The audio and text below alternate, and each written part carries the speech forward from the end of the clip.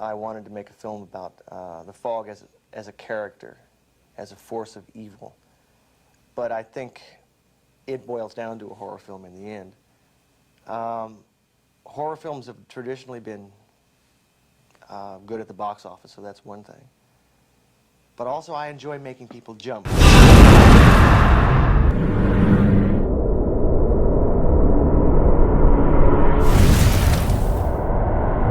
This came about from the second poll I've done. Much like the first one, this was an easy win for the winning movie with The Fog.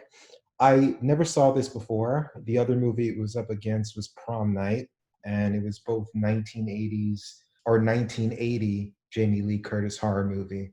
And I thought it was interesting because these were the two movies she did in between Halloween 1 and 2. Now, having seen both after seeing this, I was surprised at how small her part was in this film. This wasn't your first time seeing this, right? No, I've seen it a few times actually over the years. Yeah, actually, maybe five, six, seven times in the last 35 years or so. Hmm. What did you think about her size, the size of her role in it? Do you think it was fine? She just seems a little wasted. Maybe that's in retrospect because we know what she became. And obviously, this was early in her career, but there wasn't much for her to do. No, she's probably more remembered. I mean, she was considered, the quote unquote scream queen from that time period. She also did Terror Train, I think, after this one as well. So I think she did those 5 films, and then she put a stop to that. But yeah, no, I don't know if I want to say she was wasted. They could have done more with her, absolutely, but it was a very small role, like you said. Yeah, yeah. Maybe because of how I went into it, looking at it as a Jamie Lee Curtis movie, maybe that's why I'm thinking that way. If I just went into it thinking it's a John Carpenter movie or it's just a horror movie or whatever, I wouldn't have.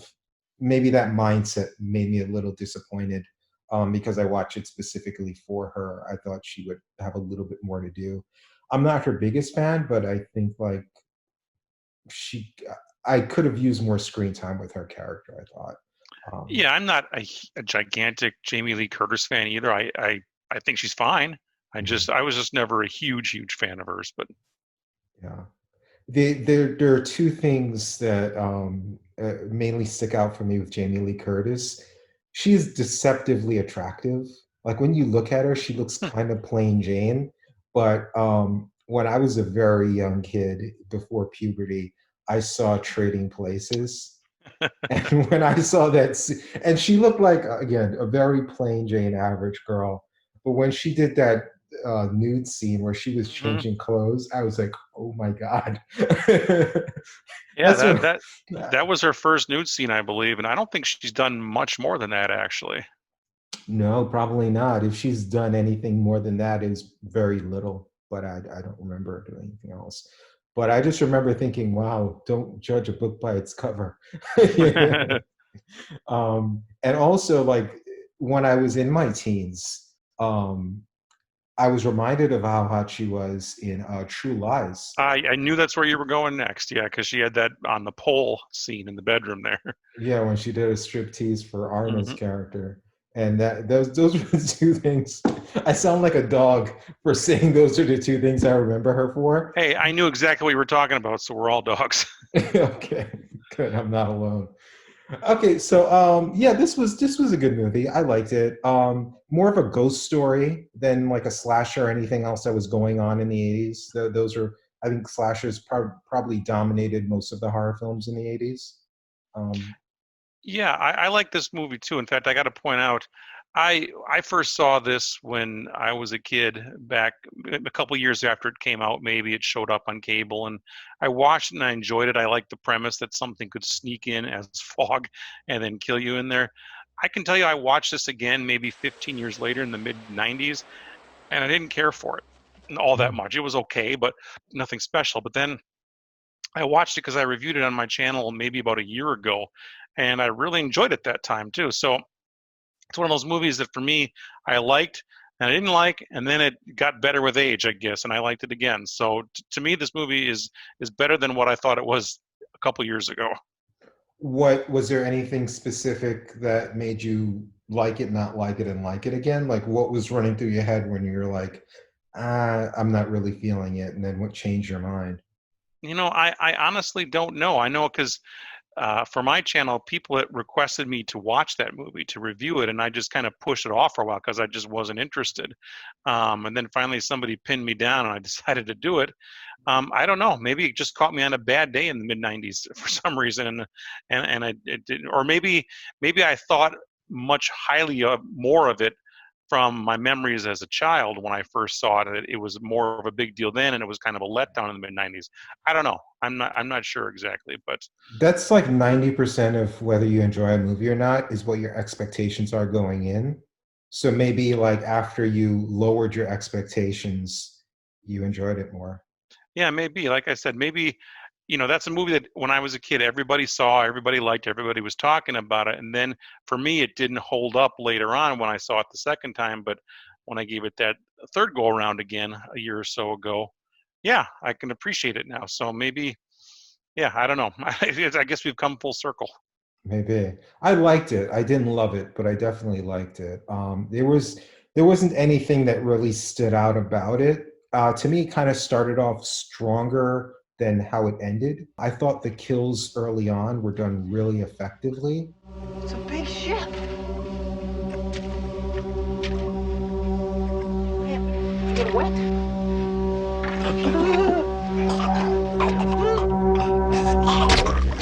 But when you got to that third act, it got a little too stylized with the kills. The music stings were really high. The colors were really almost like creep show-esque with like the bright colors going on. And early on, it felt more grounded. Some asshole got drunk and started taking this 100-year-old business too seriously.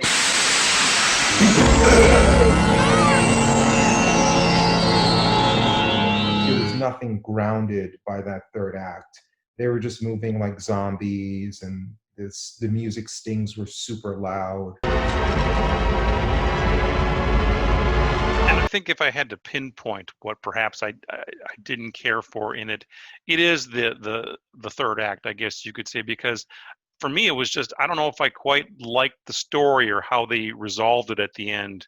That seemed to me a little almost science fictiony. I don't know, which I don't mind science fiction. I just didn't think it didn't seem to end right with me. Put it that way.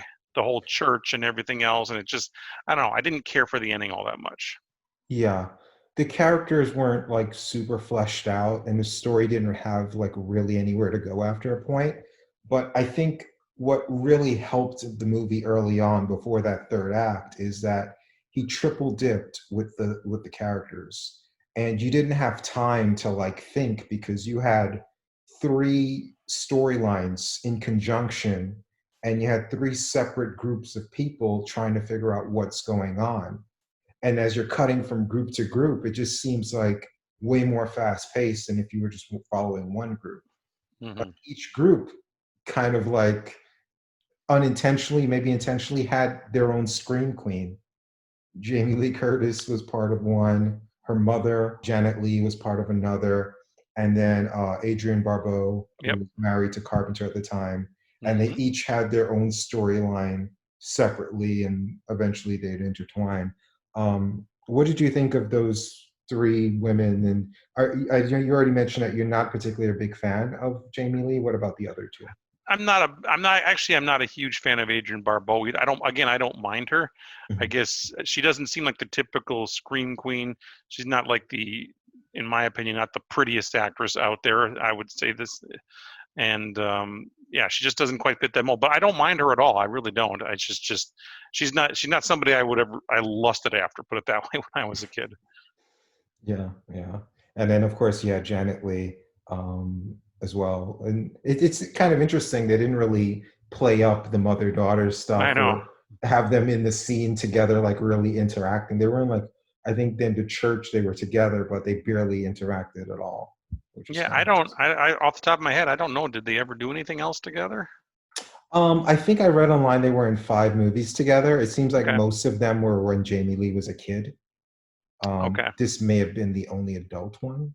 So, and I did see on the Shop Factory extras that Jamie Lee was saying that she was happy that she didn't do a movie where Janet was playing her mother on screen. My mom and I don't really work together in this film, which I must tell you, I prefer it, because it's very easy to put us together as a mother-daughter and make it a package deal in quite a few films, and we've been offered little parts here and there, mother and daughter. I would much rather work with her maybe in a film, but I'd rather save that one time that we worked together for a really terrific project. Maybe they pushed to not be in scenes together. I don't know. So Sounds like to me she's uncomfortable. Was a little bit intimidated, maybe uncomfortable. Who knows? yeah, who knows? I always kind of thought that was interesting because I know you mainly do 80s and horror movies for your channel. Obviously, you probably watch a lot more than that, but I know that's your main focus for your channel.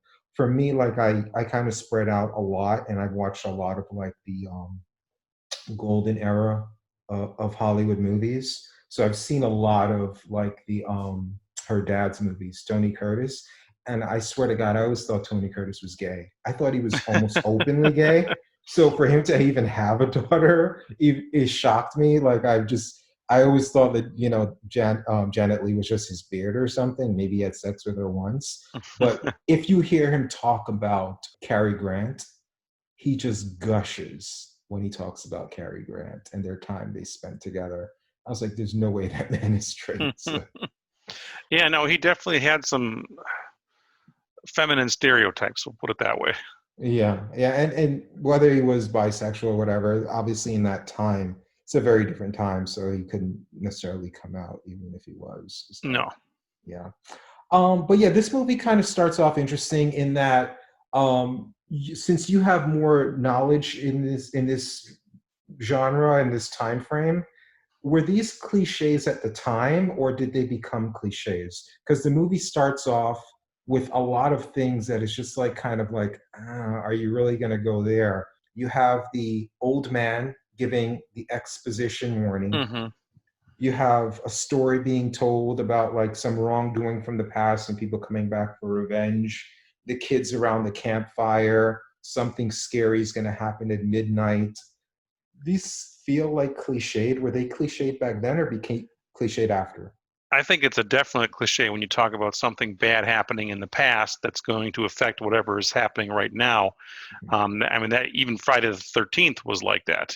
You know, Jason drowned in 1957, and 20 years later he's killing everybody, or his mom is killing somebody. Yeah, that's an absolute cliche. Something happened in the past, and now it's going to be reliving itself now. Absolutely, absolutely.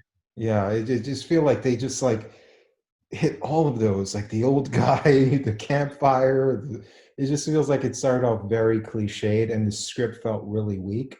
Like I said, the pacing was great with the direction, but Carpenter is a very uneven filmmaker. He also does his own music. That's a very divisive thing with fans of his. Some of his fans hate the fact that he does his own scores. Others love it. Like, where do you stand with Carpenter? I've always liked what I've heard, and especially with his early work. When you talk about Escape from New York, I think I can still hear that pounding soundtrack in my head constantly. He did The Thing also. And what about Halloween? I mean, that's a classic. I'm assuming he wrote that theme song, correct? Yeah. I mean, I love his music. He did a movie in 1987, I think, called Prince of Darkness, which I don't care for at all.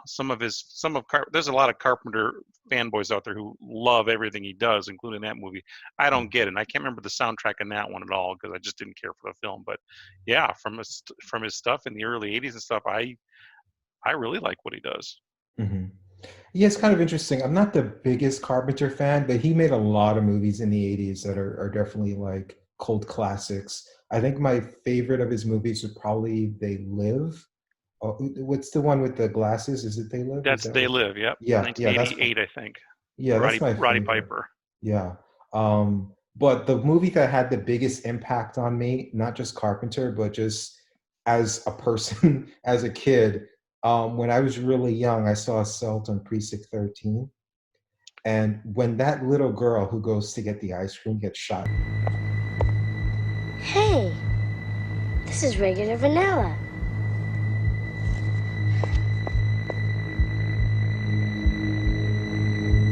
I want a vanilla twist.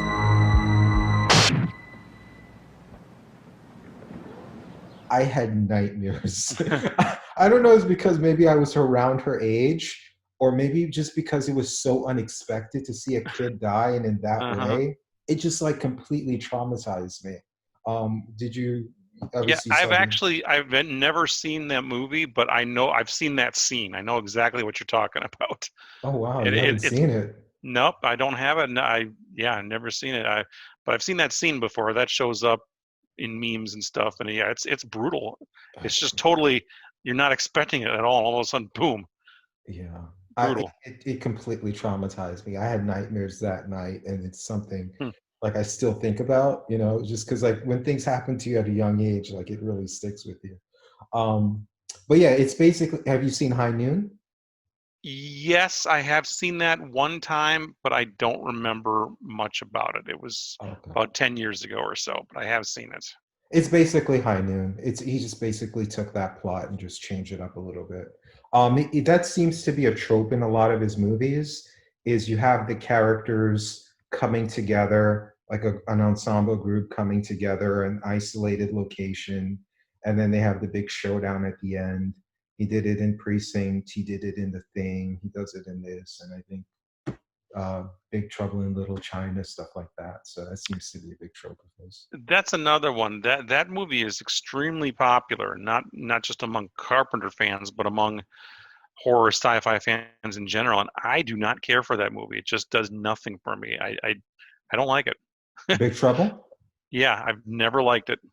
It It's doesn't sound like you're okay. the biggest Carpenter fan. Yeah, not that one. Yeah, I don't like early '80s. Yeah, later '80s, not so much. But yeah, Uh-huh.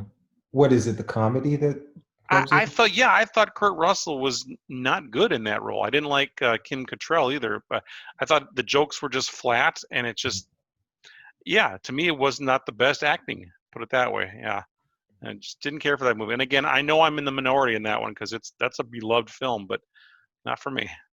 Well, the thing is, Carpenter is mainly like a cult filmmaker. I don't think any of his movies made a lot of money. They make a lot of profit because they're so cheap, but I don't think like the masses love Carpenter. It's more like he has like a fanatical fan base that love That him he from they're does. small. That Yeah, he does. yeah. Which of his movies do you enjoy then? Just mainly the Halloween stuff, or? I will Escape from New York. I love that movie. It's probably the film I've seen the most of his. That was on cable a lot when I was a kid. I love that movie. I try to watch it at least once a year. And I like Halloween a lot too. Did you like Escape? What was the sequel to that? Escape from LA was the sequel, or? Yeah, I never watched that one. I Yeah. remember when it came out and it got panned by the critics and they thought it was more jokey, hokey stuff, and it just didn't appeal to me. So I never got around to it. I would watch it. I just never got around to it. Yeah, I saw like when I saw in the trailer like Kurt Russell like green screening doing that surfing scene. Yes, I was like, exactly. That's not a movie for me." It's Yep. like I'll pass. But he does work with a lot of the same actors. Like Tom Mhm. Atkins was in this. He was in Halloween 3, and I think he was in Escape from New York as well. Um, Was Atkins in Escape from New York? I read he was. I don't know if I've seen Escape from New York, but I read he was in there. I can't remember. Yeah, I think he was in there actually. Yeah. Yeah. If you haven't seen Escape from New York, that's a fun film. That's a Mhm. fun film. Yeah, I'm not a big fan of the comedy stuff, and that's why I kind of stayed away from it. It's kind of goofy stuff like that. That's why I'm not really into Kurt Russell type movies because he tends to be the goofy guy. Mm. Like when he's serious, he's good, like in The Thing, but it just didn't really appeal to me. But I haven't seen it, so maybe I'll like it if I do watch it. Yeah, So, he's a tough character in that movie. Yeah, I wouldn't say there's much comedy in Escape from New York. mhm. Maybe a couple things that you can appreciate, but it's not an out and out comedy at all. They weren't going for laughs, put it that way. The funny thing with Tom Atkins, he was in Halloween 3, and I have a very unpopular opinion that that's my favorite Halloween movie by far. But one thing I noticed in that movie and in this one, both of these movies, he hooks up with much younger, much more attractive women than he deserves that are way out of his league. You've seen Halloween 3, right? Yeah, I actually watched it a couple of weeks ago again. Yeah, yeah. I was shocked that he hooked up with Jamie Lee Curtis in this, and also there was an attractive girl he hooked up with Halloween 3. But He didn't get any like great love scenes out of it, but I'm sure it didn't hurt. I'm sure he wasn't complaining about it. So, No. yeah. Yeah, and I like Halloween 3 also. It's obvious it's a separate film from the rest of the Michael Myers stuff, but taken by itself just as a horror film, I love it. I always Mhm. liked it. And I like the idea that they had behind it of just doing a different story for the Halloween franchise every year. Yep. Yeah, I thought they should. I think that's a great idea for any franchise. Is just to change it up every year. But I guess what's that TV show, American Horror Story? They kind of do something similar to that in that they change their stuff up every That's season. exactly So what they do. Yeah. yeah, yeah. Okay, cool. But yeah, I mean, any other notes you had about the movie or anything we didn't cover? No, again, like I said, this film to me, like I said, I liked it. I Mhm. didn't care for it, and then I liked it, and I liked it again. So I've come full circle. I think it's a good movie. I think it's a pretty good movie. Yeah, I again, I like the pacing because you have the three different intertwining stories. I think that keeps everything fresh. I just felt it was just a little cliched, and the third act was just a little weak for me. But overall, like, I give it an overall thumbs up, though. So. Yeah, I didn't care for the ending either, but I do like the unique factor of you could be killed by fog that goes underneath your door and comes in, and because if there's a creature in the fog, it can't go through your door. But if the fog is there, to me, it's just a unique thing. I like it. I like it. Didn't Stephen King, he wrote a book like that, and he had a movie that came out, The Mist, Oh was yeah. kind of similar. Did you see that? Yes, I've seen that. Actually, I reviewed that on my channel, and I saw that in the theater. Actually, Mhm. 2007, I think that came out. Yeah, that is a similar thing. Yep. Yeah, very similar. Yeah, I love that. What did you think of the ending of The Mist? I really liked the ending because it's one of those movies that it's a gut punch, put it that way, because it didn't have to happen. If they would have waited 5 minutes longer, they'd have been fine. So I love the gut punch ending of it, that not everything works out like it should. Mhm. And what did you think of the way Thomas Jane handled the scene acting wise? That like when you go online, that's like a big divisive thing. It's not just the ending, but the way Thomas Jane performed the scene. I don't. Nothing stood out bad about it to me, so uh, I, I don't. I didn't have any problem with it. Put it that way. I wasn't aware that there was a controversy over it. Yeah, the way he was like just screaming and stuff like that at the end, like people like were really like debating like if he handled it right or not. But it's a tough scene to handle as an actor, like, especially if I don't know how much direction he was given or how much freedom he was given, but like how do you react to doing what he did, That's tough.